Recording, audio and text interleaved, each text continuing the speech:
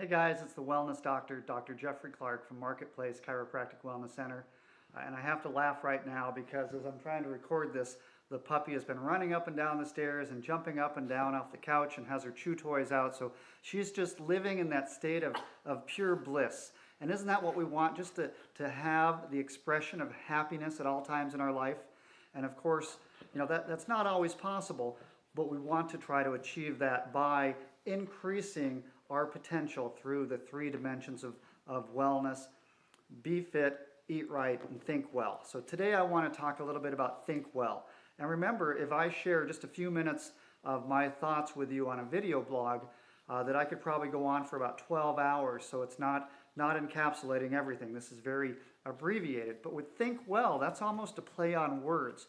We want you to think well because scientifically we know what we tend to think about most frequently and most often throughout the day, we bring into our life. And with great generalities, we can think about happiness and joy and bliss and being a positive person. And what do we get? We have that showing up in our life. If we're negative and always focus on the negative, we have that Eeyore syndrome. We're going to see more of that showing up in our life. It's no surprise scientists have actually proven that depressed people have more depressed thoughts. And it sounds kind of silly, but they actually have hardwired the neuroplasticity in their brain to think more depressing thoughts. Now, the key is not to think the sad or depressing thoughts. You actually have to force yourself to think happy and positive thoughts. There she goes again. So we want you to think the happy thoughts, to hardwire that. So one of the things that you can do is, how often do you tell yourself that you love yourself? I want you to look in the mirror. Just get right up close there. Look in there and say, I love you. I love you. And say it like you mean it. Begin to believe it, because you cannot go forth in the world and care about anyone else, your children, your family, your spouse, if you can't give that kind of love back to yourself. Yes. Another thing that we have to do is we have to work on forgiveness.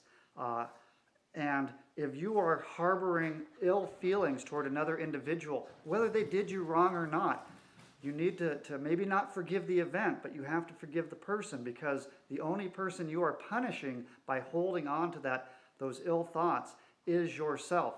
They are carrying on whatever you perceive that they did to you days ago, weeks ago, months ago, oftentimes years and decades in the past. You are shackled in chains and in your own jail cell, focusing on that negative event. And remember, there are no positive events and negative events as far as the universe is concerned. The only thing that's positive or negative is our reaction to it. You can make a choice on how you choose to react. We want to give you some keys and some tips for that. During our power hour in the day, we want to do our exercise. We want to get up, maybe have that fruit smoothie like I do some exercise, and then sit and meditate for a few minutes to get your body and your mind centered.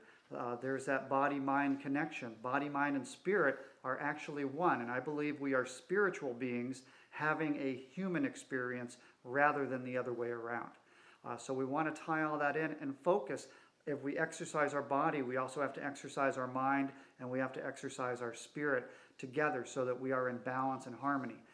As we go through that, we can do some positive affirmations. There's one that someone shared with me about, 15 years ago, and I still recite it frequently. I am happy, healthy, and wealthy, successful and enthusiastic. I have my life working for my benefit, and you know what? It's fantastic. And you can throw in about feeling great, but you have to say your emotions or your affirmations with emotion. You can't just say, I'm happy, I'm healthy, I'm wealthy, I feel great, and my life is in order, working for my benefit. That's not going to do you any good. You have to put some pizzazz in it. Let everyone around you think, what's that crazy person doing? I am happy, healthy, and wealthy, successful and enthusiastic, and I feel great. My life is working for my benefit, and it's in perfection. I love myself. I love my life. That's the way to make some positive change. Do that every day.